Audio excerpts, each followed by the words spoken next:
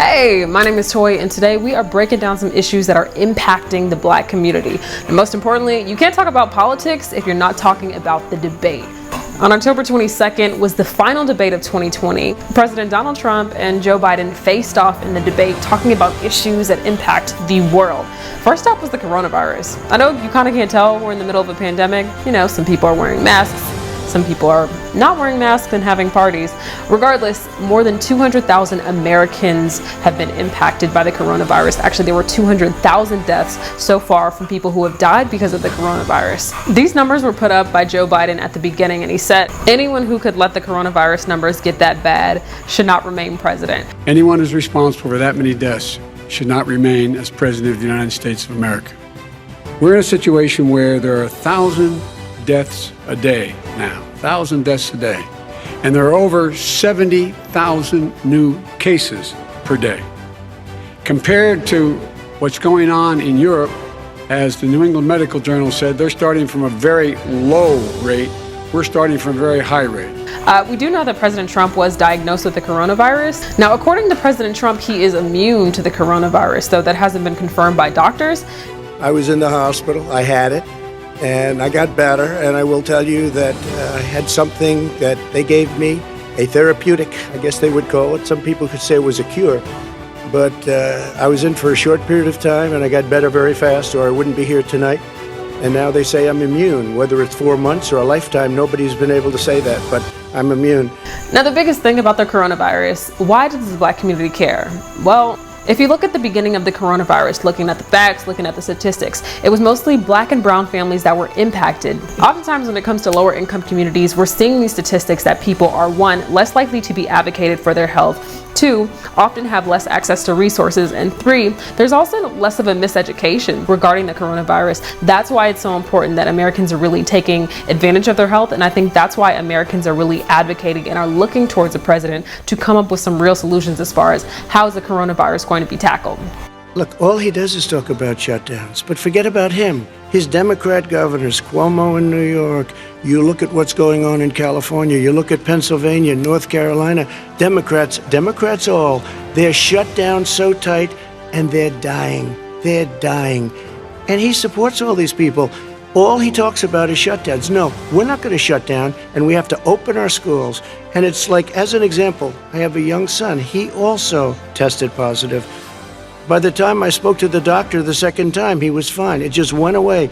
Young people, I guess it's their immune system. Let me follow up with you, President Trump. You've demanded schools open in person and insist they can do it safely. But just yesterday, Boston became the latest city to move its public school system entirely online after a coronavirus spike. What is your message to parents who worry that sending their children to school will endanger not only their kids, but also their teachers and families? I want to open the schools. The transmittal rate to the teachers is very small, but I want to open the schools. We have to open our country. We're not going to have a country. You can't do this. We can't keep this country closed. This is a massive country with a massive economy. People are losing their jobs. They're committing suicide. There's depression, alcohol, drugs at a level that nobody's ever seen before. There's abuse, tremendous abuse. We have to open our country.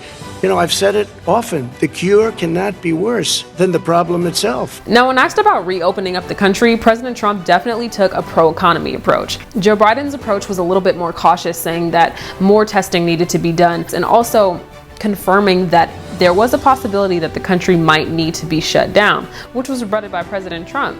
And that's what's happening. And he wants to close down. He'll close down the country if one person in our massive bureaucracy says we should close it down. Vice President Biden, your response. Simply not true.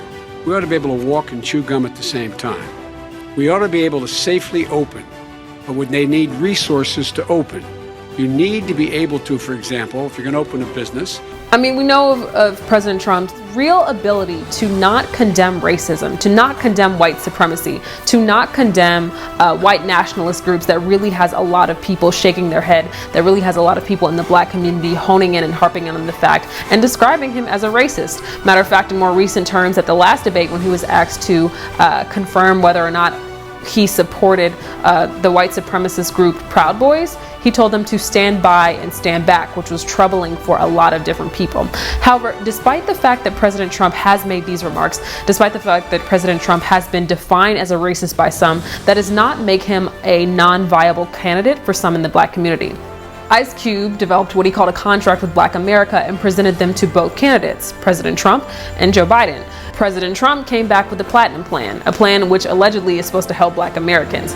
Joe Biden's campaign said they would take a look at it after the election. So when we see Black people in terms of considering candidates, while at first there was more so of a societal pressure, while there was first more so a pressure of we're automatically voting Trump out of office, it appears that a lot of Black people are not taking a monolithic view at all in this standpoint. They're looking at President Trump and Joe Biden and saying, okay, what is it that he can do for me? And ultimately it's about which candidate can serve us the best. It's not necessarily that Biden is automatically guaranteed the Black vote, nor that Biden will automatically be the vote or be the selected pick for African Americans. Another hot button topic when we're talking about this year's 2020 election is healthcare. Now, as we know, at the beginning of his presidency, President Trump rolled back Obamacare, claiming to provide a healthcare plan that was going to be more efficient, that was going to serve more Americans, that was going to be overall more helpful. But in terms of actually presenting a plan, nothing has even been drawn up. Now, I asked about his plan. Joe Biden said he planned to reinstall Obamacare, except that it was going to be something different. It was going to be called Biden Care. And as a matter of fact, Americans would either be able to go with the government-issued health care or stick with their same insurance. Now, President Trump came back and retorted that this was a socialist plan, that it was something that was not well thought out. However, when questioned about statistics, when questioned about facts about his own plan or something to replace it, he wasn't necessarily able to give a clear answer. Now, at the end of every battle, there is a winner, but not necessarily in terms of the debate. As a matter of fact, I think everyone can agree or come to some consensus that it was better than the last one. But in terms of a clear winner, that either side walked away with a victorious plan, that was not clear. Matter of fact, it's actually still up to debate. Now, in terms of the Black community, what's been super clear throughout this election is that all Black people are not voting for the same candidate, and more people are getting vocal about that. As a matter of fact, if you look at rapper 50 Cent, he recently posted "Vote for Trump" after Biden issued or put out into the media his tax plan. Now, he was quickly bombarded on Twitter and on Instagram, people trying to check him. How could you say that? You know, you influence a lot of people, but he did not back down. Now, the way that Biden's proposed tax plan was broken down was essentially people who made over $400,000 would have to pay 62% of taxes. Regardless, that number, 62%, whether you're making a lot of money or whether you're making a little money. A lot of people were freaked out by it. A lot of people did not like it. And a lot of people were vocal about that. Yes, we know that we're living in a crazy time. This is one of the most insane presidential elections that we've ever seen. This is one of the most insane times in the White House that we've ever seen in terms of the name calling, in terms of people making jokes, in terms of really invoking that sort of reality TV background and taking it into modern day government, which a lot of people have comments about that. It is what it is at this point now. But I think the typical America that we normally see, the rational government, the polite government, the people using their manners, the people kind of doing things in a black and white manner, that's no longer anymore. So I think it's going to take a very strong personality and somebody who's very concrete to really shift Americans in either one way or another, and in particular the Black community, and who's going to shift them in one way or another. What is on the ballot here is the character of this country: decency, honor, respect, treating people with dignity, making sure that everyone has an even chance. And I'm going to make sure you get that. You haven't been getting it the last 4 years. So who are you voting for?